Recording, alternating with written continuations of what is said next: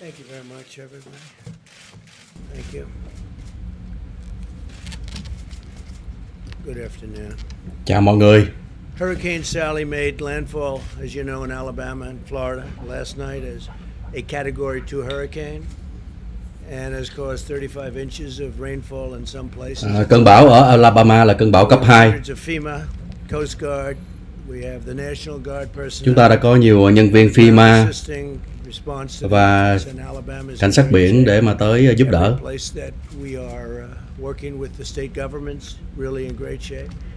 Chúng ta đang làm việc với lại chính phủ tiểu bang và mọi thứ đang được diễn ra tốt đẹp.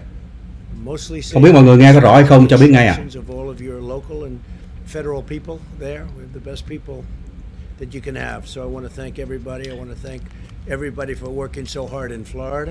Chúng tôi xin cảm ơn tất cả những người đã làm việc cùng với nhau ở Florida để mà chống lại những cái cơn bão như vậy.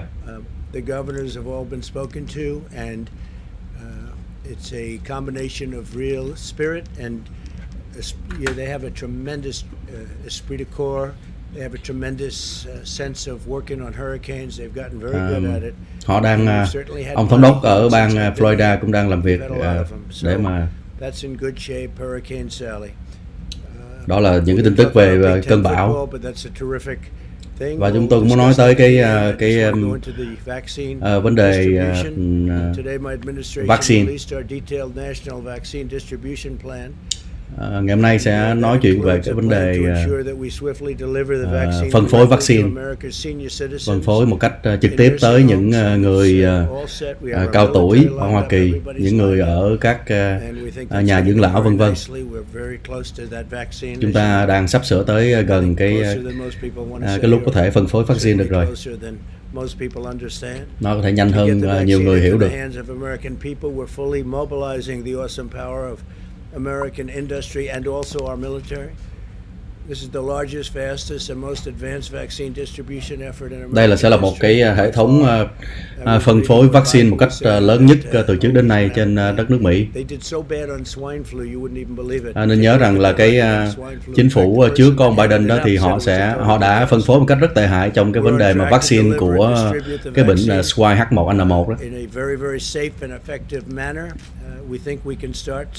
Chúng ta sẽ có thể bắt đầu phân phối vaccine lúc nào đó ở trong tháng 10 hoặc là giữa tháng 10 hoặc là trễ hơn giữa tháng 10.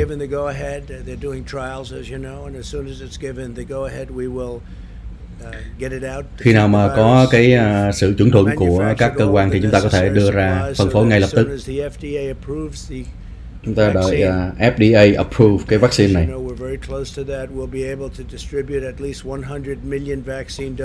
Chúng ta có thể phân phối khoảng chừng 100 tỷ liều vaccine cho tới cuối năm 2020. Một cái số lượng thật là lớn.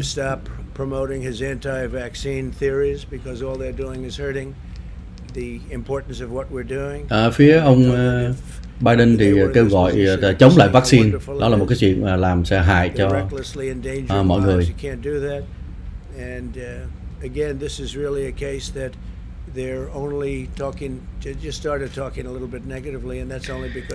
Đây là thêm một cái trường hợp nữa là họ luôn luôn nói một cách rất là tiêu cực về những cái hoạt động.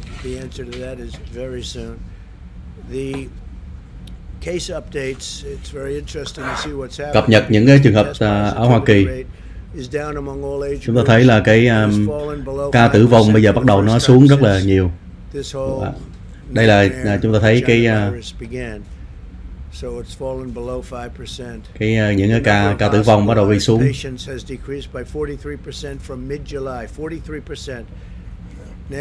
Đã giảm 43% từ giữa tháng 7.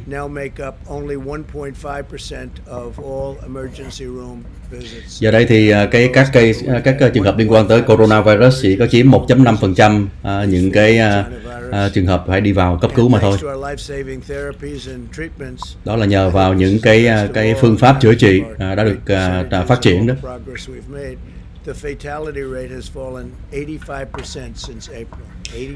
85% đã giảm cho các ca tử vong tính từ tháng 4. Hãy nhìn tất cả những gì chúng ta có thể làm được và đã cứu giúp được bao nhiêu người. Chúng ta thấy chúng ta đã làm rất là tốt.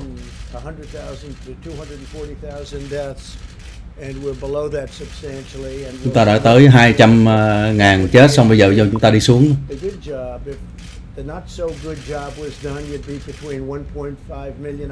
Nếu mà làm không tốt thì chúng ta đã phải chấp nhận tới 1.5 triệu cái chết rồi đó. Bây giờ chúng ta đã đi xuống tới cái vùng này rồi nè.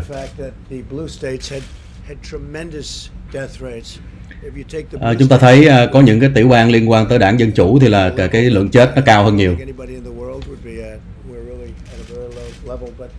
Nếu mà lấy những cái tiểu bang của phía Dân Chủ ra thì chúng ta sẽ có cái tỷ lệ tử vong thấp hơn nhiều so với nhiều nước trên thế giới.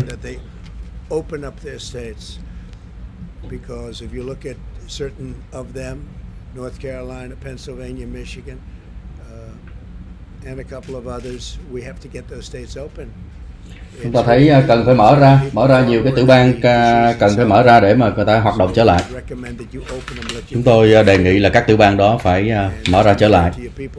Tại vì nó không có công bằng cho người dân ở các cái tiểu bang đó khi mà bị đóng cửa như vậy. Bây giờ đây thì chúng ta đã hiểu được rằng là đâu mới là cái người mà dễ bị tổn thương. Những người mà có bệnh nền, những người có lớn tuổi.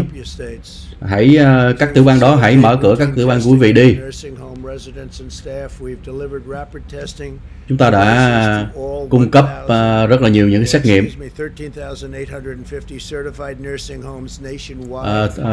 cho rất là nhiều các cái nhà dưỡng lão, 13.850 cái nhà dưỡng lão đó.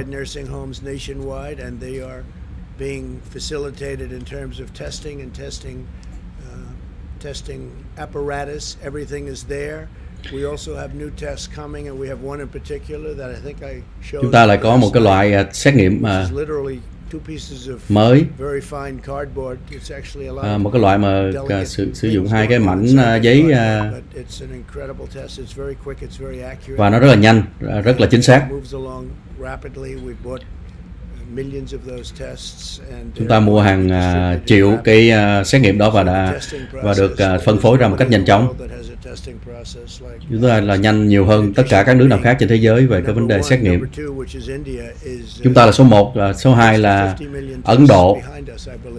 Họ thì hàng nhiều trăm triệu, ít hơn chúng ta.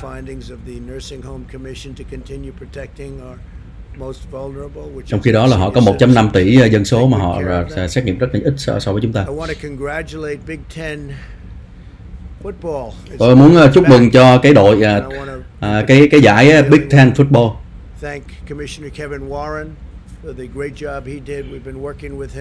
Cảm ơn ông Commissioner Warren. Có một cái tin đồn rằng là tôi không muốn cho các đội football trở lại đấu, nhưng mà tôi mới chính là cái người mà muốn họ quay trở lại đấu. Tôi đã gọi cho cái chủ tịch liên đoàn đó, và thật ra là tôi là còn áp lực ông ấy rất là nhiều. Tôi cũng cảm ơn tất cả những cầu thủ cũng như là các huấn luyện viên đã làm việc rất là chăm chỉ để mà có thể quay trở lại cái mùa này đó. Bây giờ họ đã có cái thời giờ khóa biểu chơi rồi. Tôi muốn cả một cái giải Pac-12 cũng quay lại luôn. Họ cũng nên quay trở lại luôn. Ít nhất là quay trở lại một phần. Có thể là bắt đầu cho khán giả trở lại, khoảng chừng 25% khán giả trở lại với lại cầu trường đó. Họ rất là cẩn thận, họ muốn an toàn. Phải có những cái xét nghiệm tốt cho cầu thủ như là huấn luyện viên, các đội. Một lần nữa chúc mừng cho cái giải Big Ten. Và tôi cũng muốn cho cái giải Pac-12 cũng bắt đầu luôn. Các bạn bây giờ đang có thời giờ để mà có thể tiến hành cái chuyện đó. Hãy bắt đầu đi.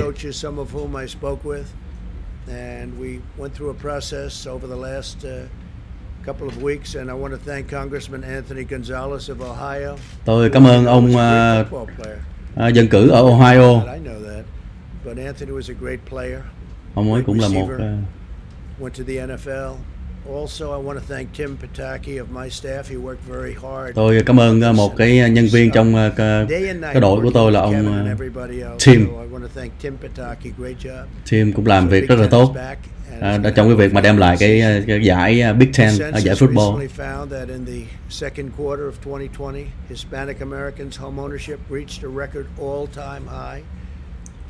Trong cái quý 2 thì cho thấy rằng là cái việc mua nhà của những người gốc Latin đã tăng lên rất nhiều. In 2019, income inequality fell for the second straight year. The income gap widened under the Obama-Biden administration, and it widened fairly substantially, and it narrowed under the Trump administration. So there's a little fact that you didn't know. So it cái thu nhập của những người gốc thiểu số đó đã rất là xa trong cái thời của ông Obama. Bây giờ đây thì đã được rút ngắn lại. That's a big statement, but that's the way it is. In 2019, 4.2 million Americans were lifted out of poverty. That's the largest poverty reduction under any president in history. 4.2 triệu người Hoa Kỳ đã ra khỏi tình trạng nghèo khổ vào năm 2019. Đó là một con số rất là lớn, đã giảm bớt những cái tình trạng nghèo khổ. Hispanic American poverty rate, lowest level. Cái cộng đồng Mỹ Latin, cái sự nghèo khó của họ cũng đã giảm rất là nhiều.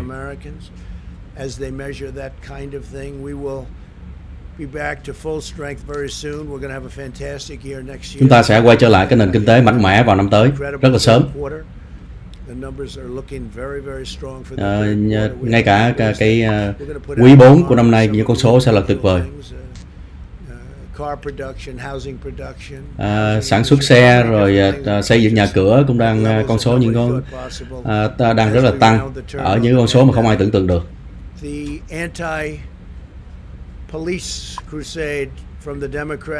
Cái tinh thần mà chống cảnh sát của phía dân chủ và cũng như là phía cực tả đó thì phải được chấm dứt.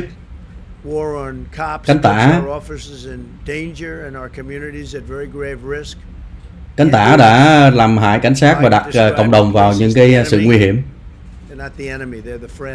Cảnh sát không phải là kẻ thù của chúng ta, cảnh sát là bạn của chúng ta, họ giúp chúng ta. Tôi mới thấy một cái thăm dò đó là 84% cộng đồng người da đen muốn có thêm cảnh sát chứ không phải là bớt cảnh sát. Chúng ta thấy có những cảnh sát bị bắn hoặc là bị đột kích.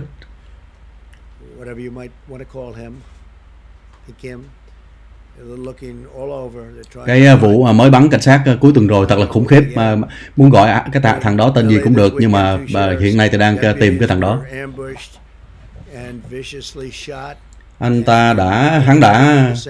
Hắn đã bắn lén hai cảnh sát một cách dã man.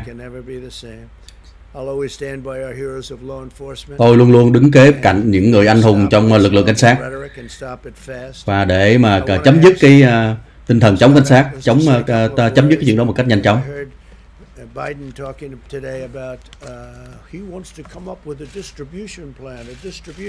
Hôm nay tôi nghe ông Joe Biden nói về cái trò gọi là phân phối vaccine.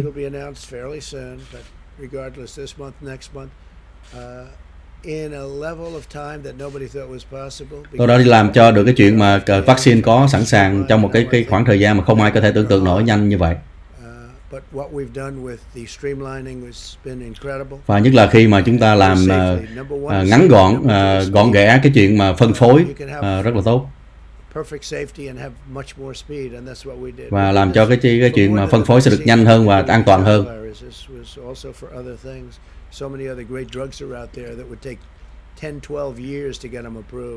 Có nhiều loại thuốc tốt của người kia mất 5-10 năm mới có thể có được. Nếu mà ở cái thời Obama Biden thì chắc nó phải mất 2-3 năm nó mới có thể có.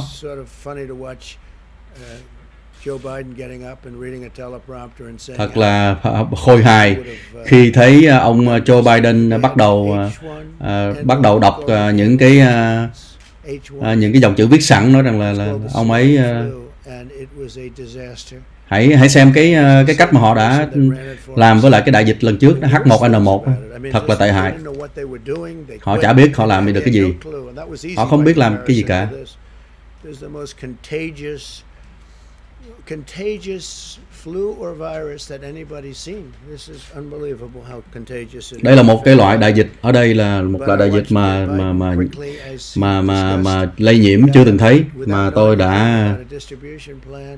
And he said that we don't have a distribution plan, but we do indeed. Our military. Ông Biden thì nói rằng là chúng ta không có cái cách nào để mà phân phối, nhưng mà chúng ta có cách phân phối đây, một cái cách phân phối với lại gọi là quân đội của chúng ta luôn đó. Một cái phương pháp phân phối chưa ai có. Quân đội sẽ tham gia một cách rất là nhanh ngay ngày hôm đó.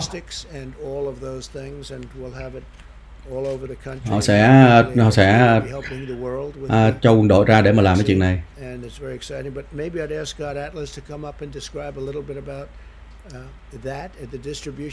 Để tôi mời ông này lên nói chuyện về ông Scott lên nói về cái kế hoạch phân phối vaccine.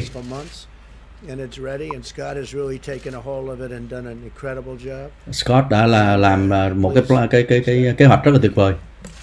Mời Scott lên nói chuyện. Thank you, Mr. President. Xin cảm ơn ông Tổng thống.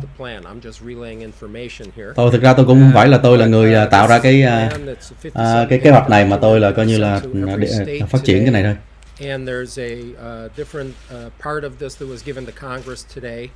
Một cái bản này cũng đã đưa ra cho Quốc hội cái này.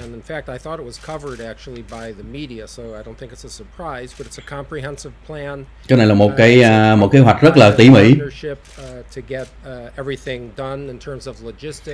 kết hợp với nhau để mà có thể vừa công vừa tư, để mà có thể phân phối.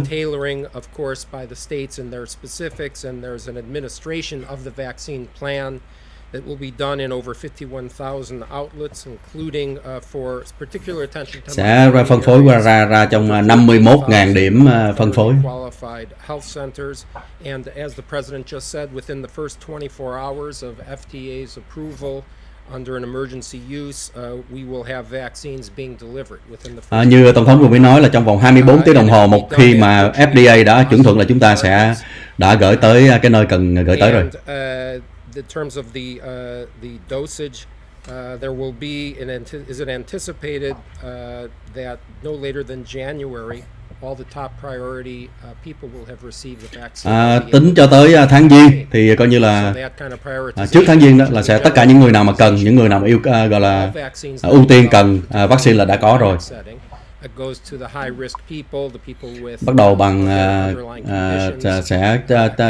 sẽ chích cho những người mà có vấn đề sức khỏe, có nguy hiểm cao về sức khỏe, xong đó là tới những cái người mà có cái vai trò quan trọng trong cái việc mà đi ra ngoài, những người mà tuyến đầu đó.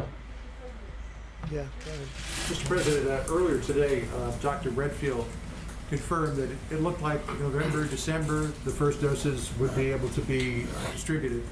But then he said that the vaccine for the general public likely would not be available until probably next summer, maybe even early fall.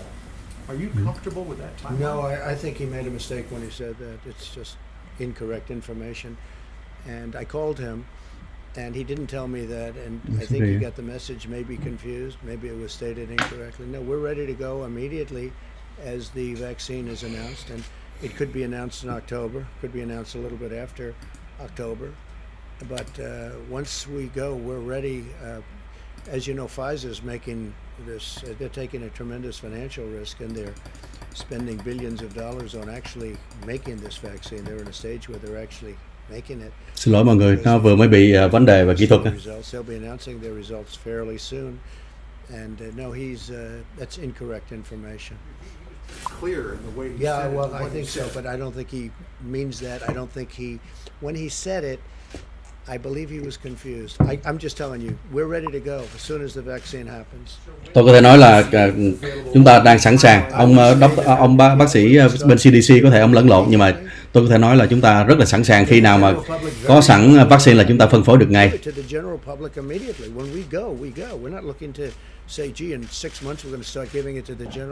Không, chúng ta có là chúng ta phát triển ngay chứ không có đợi 6 tháng, 3 tháng gì cả.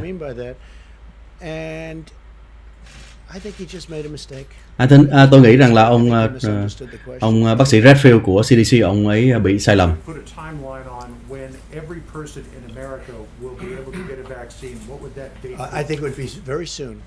Nếu mà nói rằng là tất cả mọi người ở Hoa Kỳ đều có thể có vaccine thì ông nói là lúc nào? Tôi nghĩ rằng đó là rất là nhanh chóng. Bây giờ tất cả những cái quân đội đã xuất hiện và cùng nhau sẽ làm đó. Không có một cái công ty nào mình có thể gọi là thuê để mà có thể làm được cái chuyện tốt hơn là quân đội như vậy.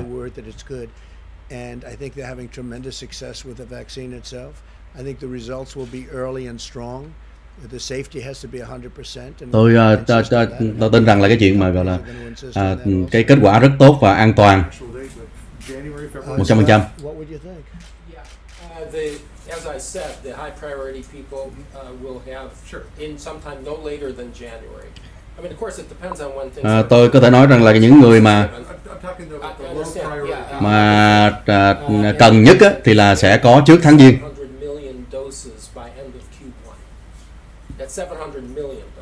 Sẽ có ít nhất là 700 triệu liều vào cuối quý đầu tiên của năm tới.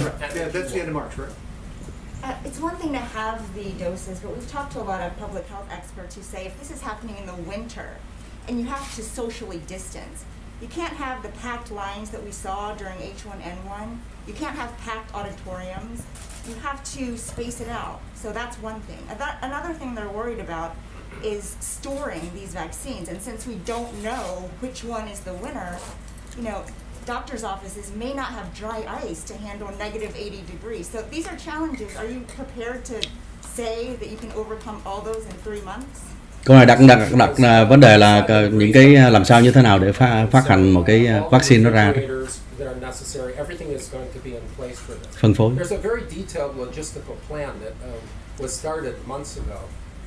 Đây là một cái kế hoạch rất là phức tạp và chi tiết mà chúng tôi đã bắt đầu từ nhiều tháng trước rồi.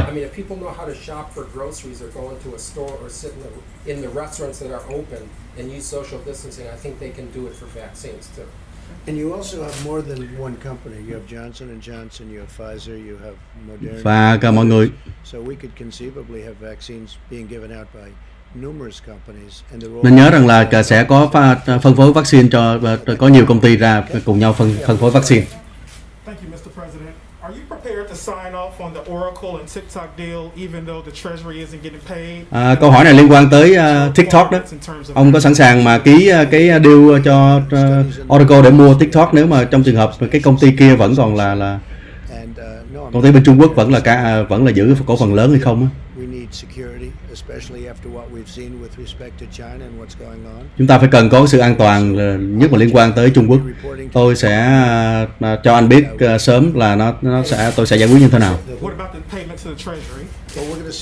Và còn về việc mà trả tiền cho bộ ngân khố của Bộ Tài chính thì sao?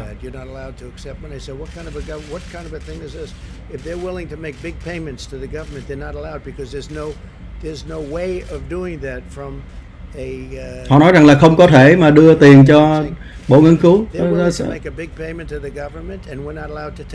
Họ thì phải trả số tiền đó, mà tại sao chúng ta không thể nhận được? Chúng ta sẽ phải tìm cái cách như thế nào đó mà chính quyền có quyền nhận được cái số tiền đó. Những cái người luật sư nói rằng là sẽ không có làm được cái chuyện đó.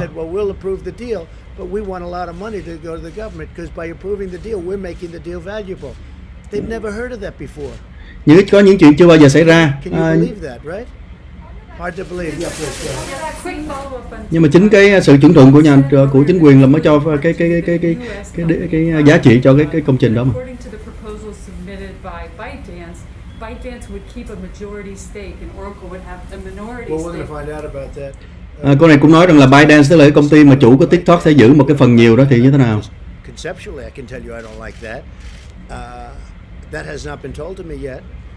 That has been reported, but it hasn't been told to me. It could be very accurate reporting for a change. So if that's the case, I'm not going to be happy with that. Nếu mà ByteDance vẫn còn giữ cái số tiền lớn, số cổ phần lớn, thì tôi không có hoàn toàn hài lòng với cái chuyện đó. Bill Barr told prosecutors that he wants to charge violent demonstrators with sedition. And you told Judge Janine that if there's violent demonstrations on election night, we'll put them down very quickly if they do that. Look, it's called an insurrection. So I'm wondering why you want to use that kind of rhetoric when there's such a Well, the violent question was situation. asked to me about if you have violent demonstrations. Yes, we will put it down very, very quickly if there is. Absolutely. Are you making Nếu I mà think the American public wants to. nếu mà có mà biểu tình bạo động thì chúng tôi sẽ dẹp ngay lập tức. Oh yeah, yeah. Thank you, Mr. President. With No, just regards, to finish, look, if there's any kind of demonstration or violence, there will be nothing that interferes with this product, this vote. There's going to be nothing. The biggest problem we have right now are the ballots.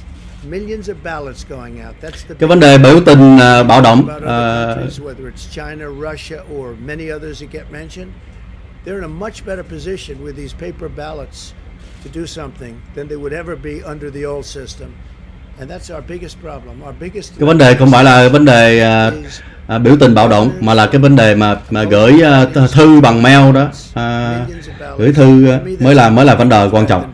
Cái đó mới là, và cái đó thì nó còn nguy hiểm hơn là cái sự ảnh hưởng của từ nước ngoài đối với lại cái cuộc bầu cử của chúng ta. Many elections have taken place over the last year and a half using this ballot system. They've been off by 5%, 10%, 15%. Trong suốt mấy năm qua là có những cái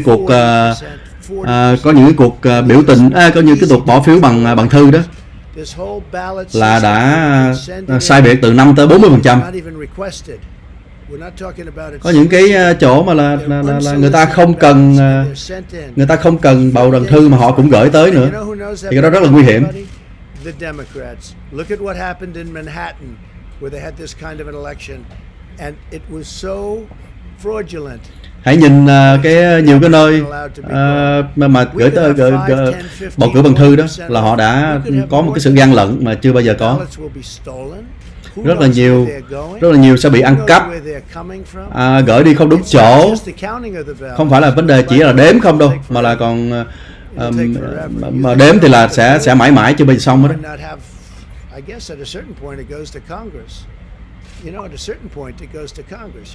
Nếu mà đếm hoài là không. Cái này thật là xấu xa. Họ làm cái này, họ cố tình họ làm cái này để mà có thể gian lận. Ai sẽ nhận được cái lá thư bầu cử, ai sẽ gửi về đâu, vân vân. Đây là một cái đe dọa rất là nghiêm trọng đối với lại cái nền dân chủ của chúng ta.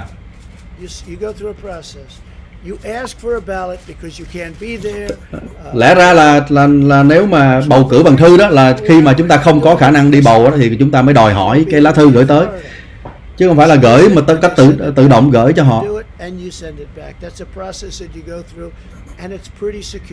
Cái đó rất là an toàn. Khi mà chúng ta hỏi cái lá thư thì chúng ta được gửi cái lá thư.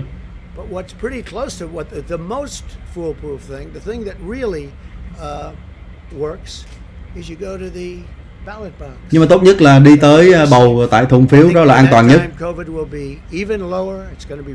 Tôi nghĩ rằng ngay thời điểm đó thì là Covid không còn quá gọi là nhiều nữa. Chúng ta đã làm bầu cử trong chiến tranh thế giới thứ nhất, trong chiến tranh thế giới thứ hai. Một cái nghiêm trọng là họ gửi ra những cái lá thư mà người ta không cần phải gửi cho họ, và gửi ra bởi những cái chính phủ mà được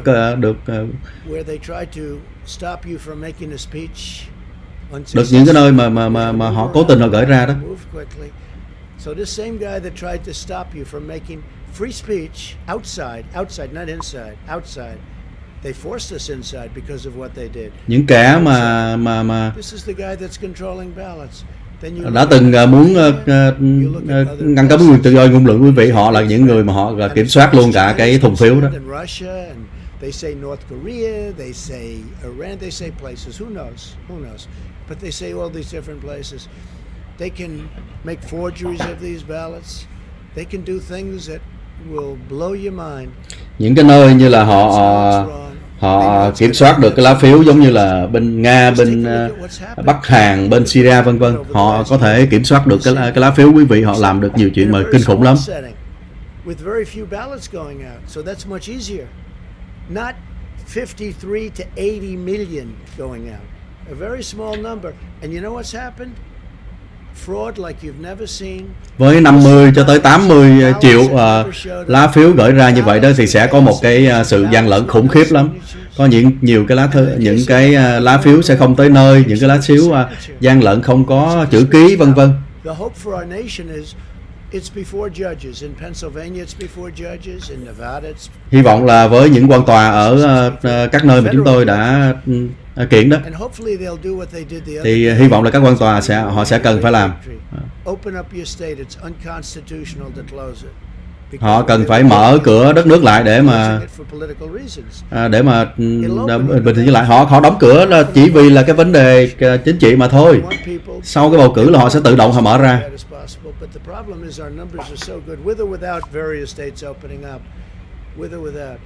But we had a big legal victory, as you know, 3 days ago. A federal judge told them to open up their state. Một cái chiến thắng của chúng ta là mới đây mấy ngày trước là một cái quan tòa đã bắt buộc một cái tiểu bang đã phải mở cửa ra. And we'll see what happens. Right, OAN, please.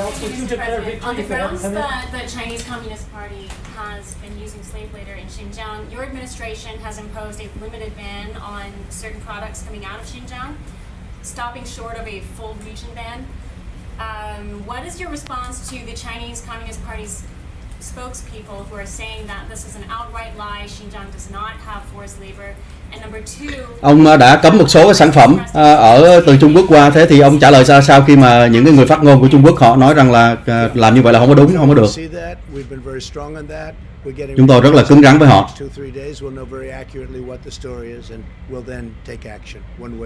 Chúng ta sẽ tiếp tục hành động đối với họ một cách này hay cách khác. Against the United States over $200 billion in tariffs on China. Should the U.S.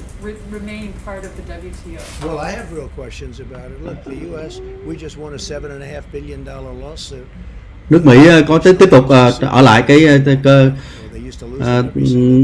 cái tổ chức thương mại quốc tế hay không? It's not good. Never been good to us.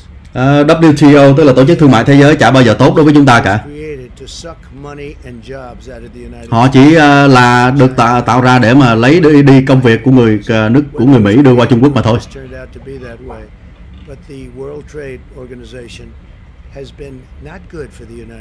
Tổ chức thương mại thế giới chả bao giờ tốt cho đất nước Mỹ cả.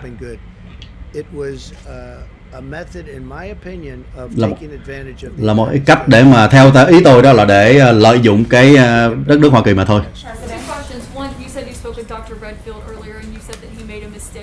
I think he made a mistake. Yeah, I didn't go into any great depth. I was very surprised. Ông nói rằng là bác sĩ Redfield là có sai lầm hả? Tôi nói đúng, ông ấy có sai lầm.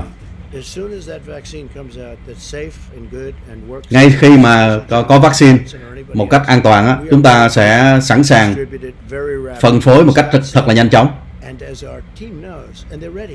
Và những cái đội ngũ họ đã sẵn sàng hết rồi.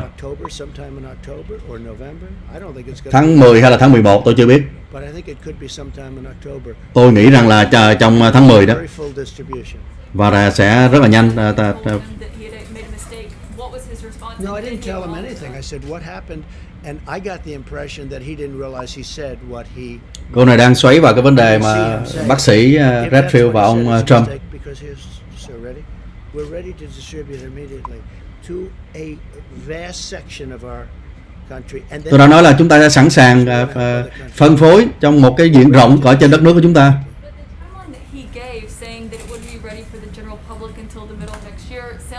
Very like the one that you kind of just offered. No, I said that there'll be 700 million doses by end of Q1, and everyone in high risk will have it No later than January. Yeah, he was talking, he That's said what I the said. general public for No, next well, year. we are He wasn't focused, talking about high risk as you or know, healthcare. Caitlin, we're focused on high risk, but we're going to focus also on general public. Chúng tôi sẽ tập trung vào những người mà đang có These elderly people, nguy hiểm nhất, elderly people, như là người lớn tuổi. heart, diabetes problem. Nhưng mà chúng tôi cũng tập trung vào tất cả những cái người công chúng luôn, nói chung nữa. Chúng tôi không có nhìn chỉ là một cái phân phối thật là nhỏ. Ngay lập tức là cho những người lớn tuổi.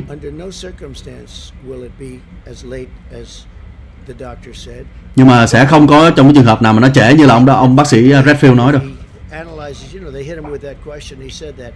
We are ready at a much faster level than what he said. We will have rapid distribution.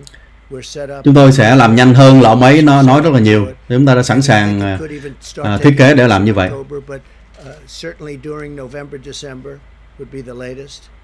Chúng tôi nhắm vào tháng 10, nhưng mà nếu mà trễ lắm là tháng 11, tháng 12. Based on what I'm hearing, results are very good. So we'll see what happens. You told Bob Woodward the problem with the vaccine is a vaccine will take 13 to 14 months once you have it because you have to test a vaccine. So do you want to clarify? Well, what I was saying to him, no, that was a long time ago when I said that. We weren't set up at that time. Well, how many months ago? When was the statement made? You know, his book is sort of obsolete because the book comes out. Có những cái câu phát biểu là ra từ lâu rồi, nó không còn hợp lý nữa rồi. Good things. I mean, for the most part, people like to turn it around, but I said really good things in that book. And as an example, he doesn't cover, I told him what we're doing in the Middle East, and we're doing it in an entirely different way, and that's not covered in his book. The whole thing isn't covered. Cái cuốn sách của cái người phóng viên đó, trong đó tôi có nói rất là nhiều những cái điều tốt, nhưng mà ông ấy chẳng có ghi vào trong cuốn sách đó. Những cái hợp ước mà chúng ta đã ký thì là được rất là nhiều các nước trong quốc tế mà họ ca ngợi, ví dụ như là UAE với lại Israel.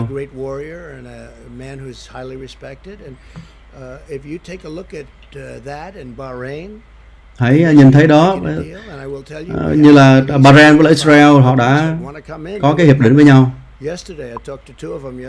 Hôm qua tôi nói chuyện với cả hai người.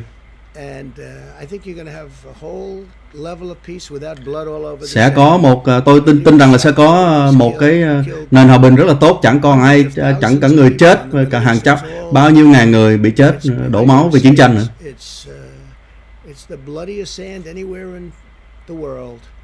Có đổ máu khắp nơi ở trên thế giới, đổ máu ở nhiều nơi trên thế giới một cách không cần thiết như vậy. Rất là nhiều người chết trong cuộc chiến tranh, tôi muốn nói là kể cả hai phía của chiến tranh đó. Thật là một cách là tệ hại trước đây chúng ta đã làm. Giờ đây chúng ta làm khác đi.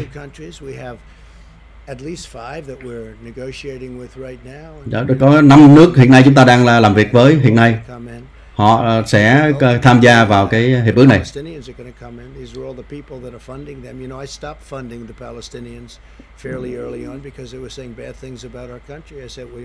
Palestine cũng sẽ tới. Tôi đã ngưng cung cấp ngân sách cho Palestine vì những cái điều mà họ làm xấu trước đây đó.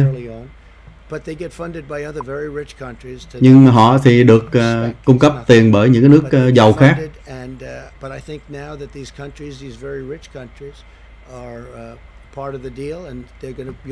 Giờ đây thì những cái nước đó cũng đã tham gia, cho nên là tôi tin rằng là Palestine cũng sẽ tham gia.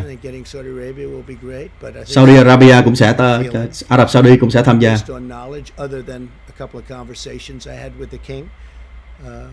Và thông qua những cái câu chuyện tôi nói chuyện với là ông vua đó, thì Ả Rập Saudi cũng sẽ tham gia đó. Không ai có thể tưởng tượng cái chuyện đó nó được hoàn thành, mà bây giờ nó đã hoàn thành rồi. Nhiều người nói không thể nào làm được, không thể làm được. Không ai có ngợi tin được rằng là đã làm được. Trước đây thì phải cứ nghĩ rằng là phải làm cái thương thuyết với Palestine trước.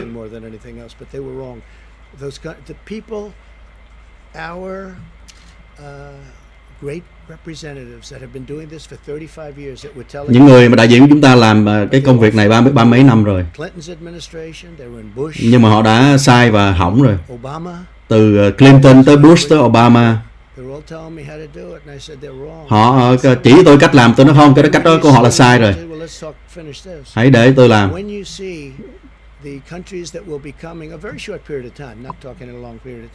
Khi mà sau này quý vị sẽ nhìn thấy tất cả những cái đất nước mà tham gia đó, như Bahrain chẳng hạn, UAE, tôi có thể nói là ít nhất là có 5 nước sắp tham gia, nhanh và dễ dàng. Chúng ta sẽ có hòa bình ở Trung Đông. Chúng ta muốn đi ra khỏi cái nơi đó.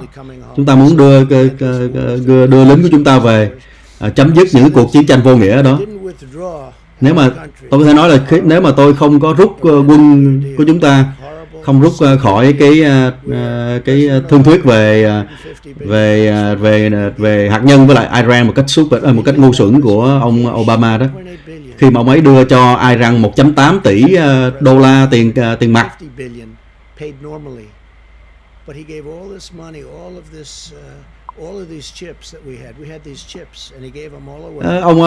Ông Obama ông đã đưa tất cả những con bài cho phía bên kia, họ đưa hết mà không trả được cái gì cả.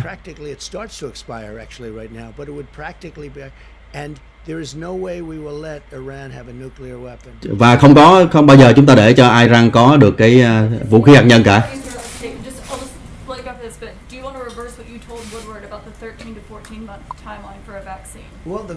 Cô này vẫn quay lại nói về cái vấn đề vaccine mà thôi. 14-16 tháng gì đó.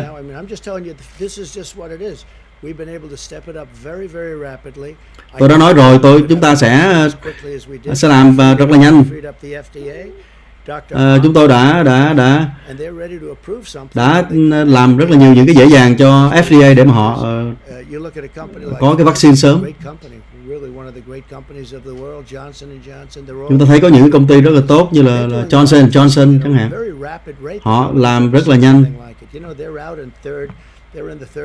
Và bây giờ họ đang ở trong cái giai đoạn 3 của thử nghiệm rồi. Và tôi tin rằng là sẽ thấy những cái điều rất là tuyệt vời. When I made statements like that, I had no idea that we could produce as well as we're producing, but only because of what I've done with the FDA and other things can we come up with numbers. Chỉ là chính là vì tôi đã làm việc một cách rất là hữu hiệu với lại FDA mà nó mới dẫn tới những cái kết quả như vậy đó. Tôi có thể nói là rất là nhanh xa nhiều lắm so với lại cái chính phủ Obama trước đây. Họ không có vaccine trong 3 năm mấy. Trong đây khi đó chúng ta là có vaccine nhanh hơn rất là nhiều.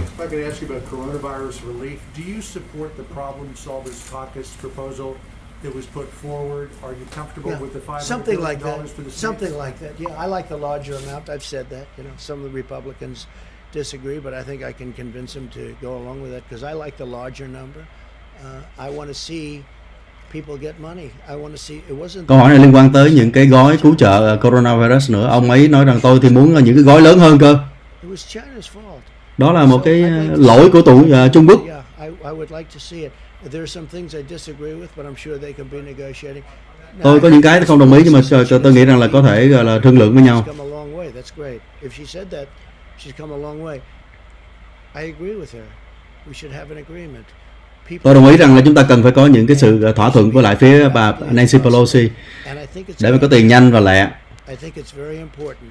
So the problem solvers came up with it's a group of people in Congress, as you know them all. I know them all. They're very good people. I guess you'd consider them dead center, but in many cases they're not. They're left, they're right, but they came up with this idea. And I think they're well on their way to suggesting some pretty good things. Yeah. Tôi nghĩ rằng là sẽ có những cái cách. I think the things I don't agree we can probably negotiate, but I think we've made some progress over the last week. Tôi nghĩ rằng là trong mấy tuần trước là chúng ta đã có một số cái tiến triển trong cái việc mà thỏa thuận với nhau đã tới gần rồi. Tôi muốn gửi ra những cái tiền lớn cho mọi người. cho người dân, unnecessarily by cho những người mà bị they stopped it from going into their country. bị ảnh hưởng bởi cái đại dịch từ China đó. Đáng lý China họ phải giữ lại, họ không có cho nó bị lan ra, họ không có cho lan ra trong nước họ, nhưng mà họ cho để lan ra nước Mỹ và thế giới. CDC also testified today that a mask, in his estimation, is guaranteed to protect the American public more from the coronavirus than a vaccine. You have as CDC bây giờ nói là cái khẩu trang là bảo đảm là an toàn hơn là coi như là cả vaccine nữa, thì ông nghĩ sao? something that, if more effective than a vaccine, would also help schools and the Okay, economy. number one is not more effective by any means than a vaccine. Tôi nói là cái khẩu trang không phải là an toàn hơn là vaccine đâu. I believe that if you ask him, he would probably say that he didn't understand the question because I said to him, I asked him those two questions, the one question which we covered and the mask question. And I was inaccurately covered because I was on with George last night, George Stephanopoulos, and I enjoyed it. I think people enjoyed it. I got, a lot of people said very good things about the show. I hope they did well, but they said a lot of good things about the show, but they always cut my sentences off. They cut it off. On masks have problems too. When I talked about the masks have to be... Ông đã nói về một cái show mà ông mới dự trong thời gian mới đây đó, thì ông nói là họ tôi thích cái show đó, nhưng mà họ cứ cắt cái lời của tôi tùm lum, không có đúng.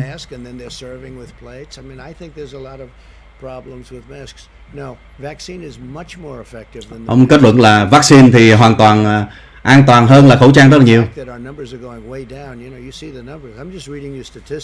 Tôi mới đọc cho quý vị thấy đó là cái con số bắt đầu đi xuống nhiều lắm rồi.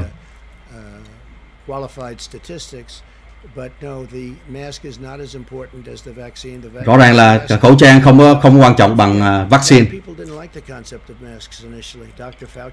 Nên nhớ rằng lúc đầu nhiều bác sĩ cũng là không có thích về cái khẩu trang đâu.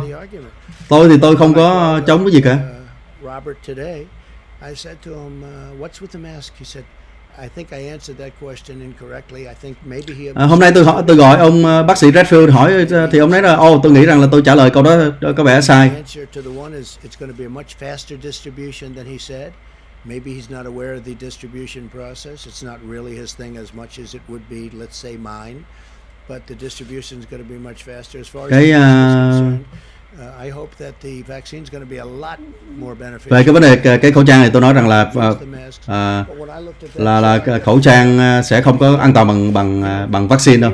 Nhiều người thì là quá lạm dụng về cái vấn đề cái khẩu trang. But if you do the good, if it worked out well, now look, one death is too much. One death is too much. Should have never happened. Hãy nên nhớ mỗi cái chết đều là quá nhiều, nhưng mà 240,000, between 100 and something and 240,000.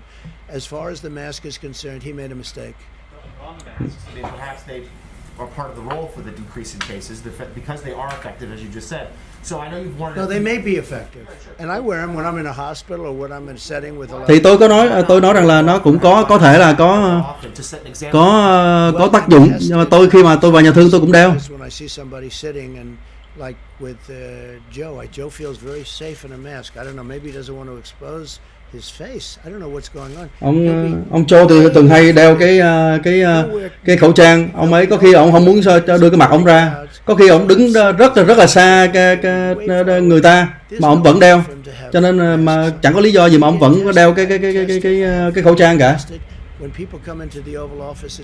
Chúng tôi thì là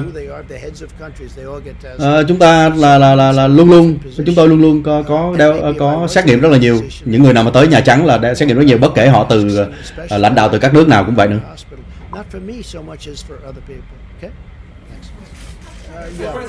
Mr. President, can I just ask you about... I have two questions, Mr. President.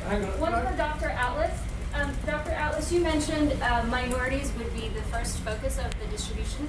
How would that exactly work in practice when it's being distributed specifically to minorities? And then secondly, for you, well, he didn't say minorities, he said minorities and senior citizens, yeah. Oh, sure. But can you talk us through a bit more on the focus on distributing to minorities and how that would work? Có người nói rằng là sẽ phát cho những người mà dân tộc thiểu số cái vaccine trước. Ông có thể nói cụ thể rõ ràng hơn về cái vấn đề đó như thế nào?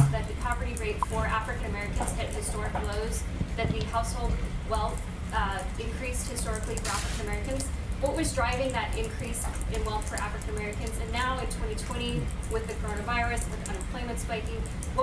plan for the second Yeah. term to improve lives for Well, I'll go African first because of your question. I appreciate your question. And yeah, we've had a tremendous drop in poverty for all people in our nation, but in particular for African Americans. And that statistic came in, and it's because the African American community, the black community, has had the best employment numbers that we've ever had, both employment and unemployment, depending on how you want to define cộng đồng người da đen là cộng đồng là có thể nói là bây giờ đây là ít bị thất nghiệp nhất. employment in the country ever, almost 160 million people. We've never been close to that number, but we were just 6 months ago.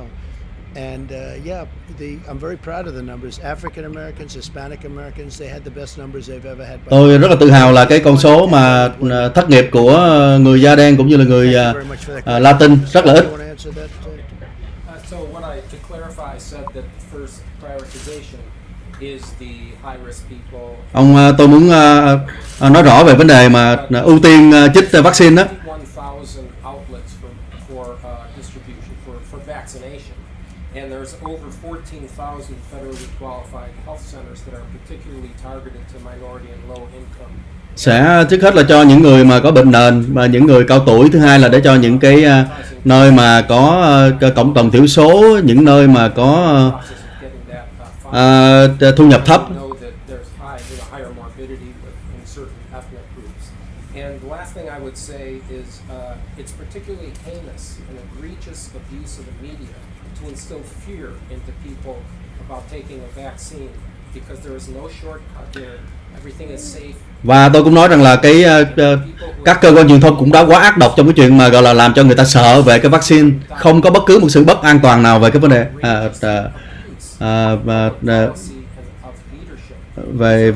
về vaccine cả.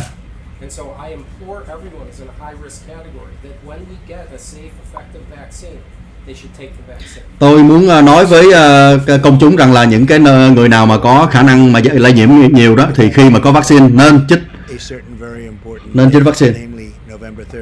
Once they heard that, the Democrats started, just to show you how bad the intention is, they started knocking the vaccine. Giờ đây thì phía bên Democrat, bên dân chủ họ cố tình họ làm cho xấu đi cái hình ảnh của vaccine. With respect to me, I'm the one that got football back, and I was always against them going out. It was ridiculous, that Big Ten, and now hopefully Pac-10 goes back. And I say that just like even worse, they put out a totally fake ad, totally made-up story. It was a made-up story by a third-rate magazine where the head guy, I guess the head person, I have no idea who he is, I don't know him, but he's friends with Obama and Clinton. So they made up this horrible story, and then they did ads. Well, they made up this story too. This story is very simple. They started knocking the vaccine as soon as they heard that this actually may come out prior to election. Now it may or may not, but it'll be within a matter of weeks. It'll be within a matter of weeks from. Ông đang nói về cái vấn đề mà cái sự ngụy tạo của các cơ quan truyền thông về cái vấn đề mà là tạo hình ảnh xấu cho cái vaccine đó, cho người ta sợ về vaccine. Historically, black colleges and universities. We are doing, at my suggestion, because they have had a difficult problem there, we are doing more testing there and finer testing. We have our great apparatus there. But when you look at what we've done on testing in terms of the technology and the amount, it's been really amazing. In fact, I think we're going to crack 100 million tests very soon in the very near. Chúng ta sẽ có rất là nhiều xét nghiệm và chúng ta sẽ có xét nghiệm khoảng 100.000 cái xét nghiệm sắp sửa tới rồi. Chúng ta làm nhiều xét nghiệm thì có nhiều cái ca nhiễm, những cái có nhiều nước họ không có làm xét nghiệm thì không có ca nhiễm.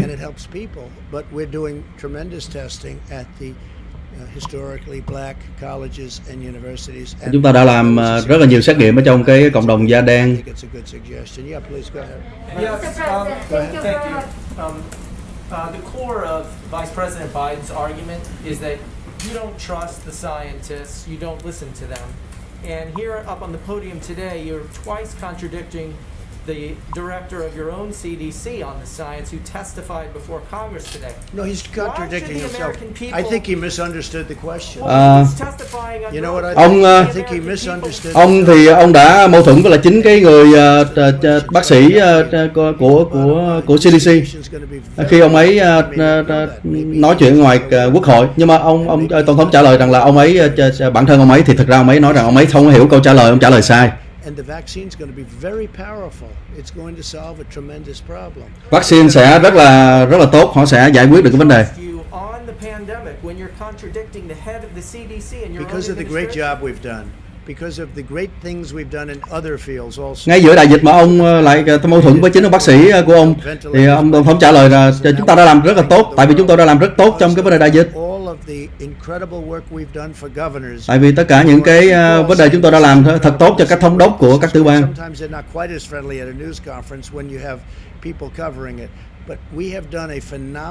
Chúng tôi đã làm những cái công việc rất là tốt trong vấn đề COVID-19 này.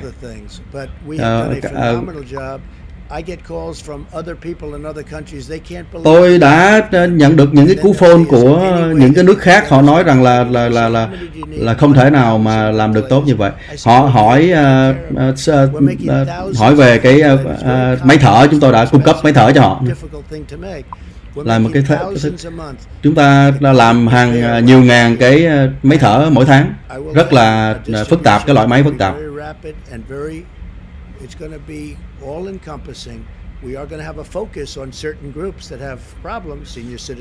Chúng ta sẽ tập trung vào những cái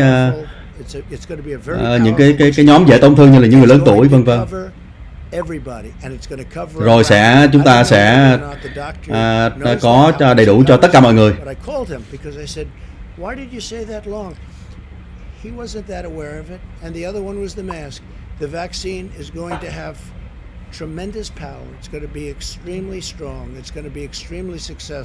Cái vaccine nó sẽ rất là mạnh và rất là hữu hiệu.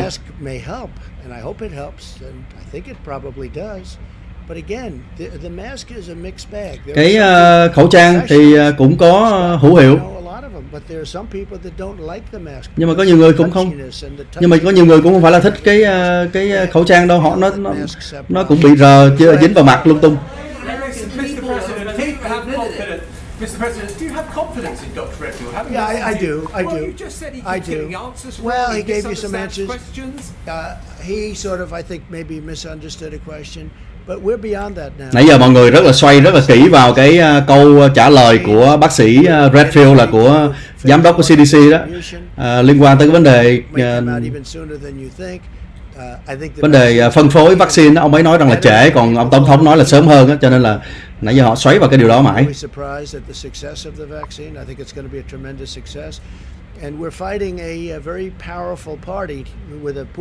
Chúng ta cũng hiện nay chúng tôi cũng đấu với lại một cái đảng mà có một cái ứng cử viên rất là yếu. Cái đảng đó và cái cơ quan truyền thông nữa, họ làm việc với nhau. Khi mà chúng ta có vaccine thì lúc đó họ tấn công chúng ta. Rồi tự nhiên bây giờ chúng ta có vaccine thì bây giờ họ lại không có muốn vaccine nữa. About positive coronavirus cases in the White House today? I cannot hear you, I'm sorry. Were you informed about coronavirus cases, positive cases in the White House today? About today? Yes. On your staff? On your staff. Yeah. Say it. On your staff? There are reports of White House staff members testing positive. Oh, I see. About staff? You mean about? Yeah. I heard about it this morning at a very small level. Yes, I heard about it this morning. I don't know. We can have a report to you if you feel it's necessary. But it's a small. Last night I heard about it for the first time, and it's a small number of cases. Maybe it's not even cases. Do you have any idea if there's? Cô kêu câu hỏi là có những cái người nào mà trong cái nhân viên của ông bị nhiễm coronavirus hay không đó, thì ông nói là ông nghe rằng là có, nhưng mà ông cũng không rõ lắm. Và cái đó không có ai mà bị mà gần gũi tôi mà bị nhiễm cả. Ông nếu mà lát nữa có thể có một người nhiễm mà thôi. Và cái người đó cũng không phải là người tiếp xúc cận với tôi. Cảm ơn mọi người. Nãy giờ thì có thể nói là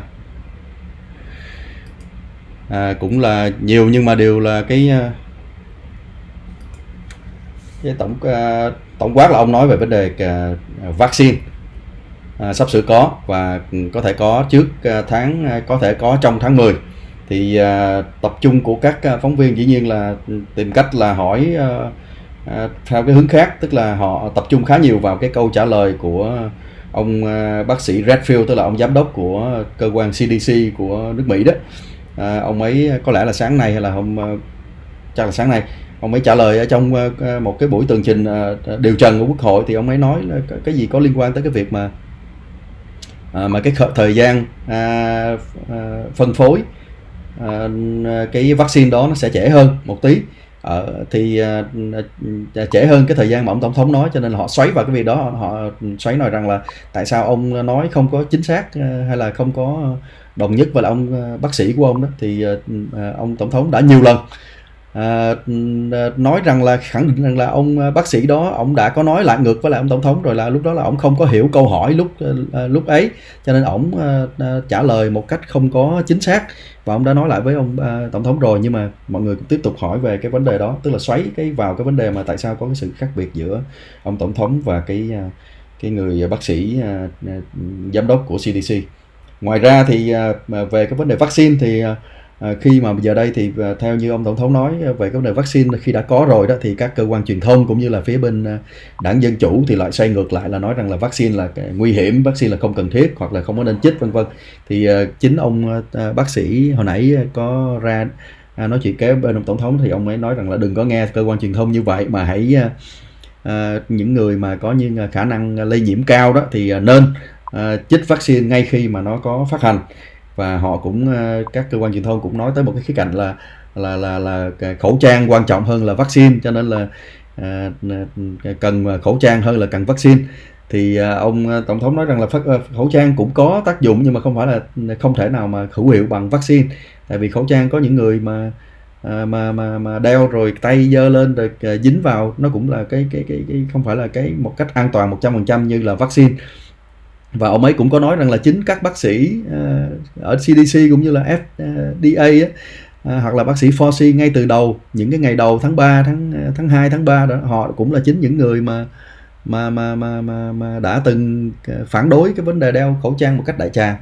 Đó thì nói chung là cái vấn đề mà coronavirus, cái đại dịch này nó thay đổi, nó thay đổi cái tình hình, rồi nó thay đổi cái phát biểu của người ta rất là nhiều, cho nên là tùy theo cái góc độ của báo chí muốn đưa tin thế nào thì sử dụng theo góc độ thế đó.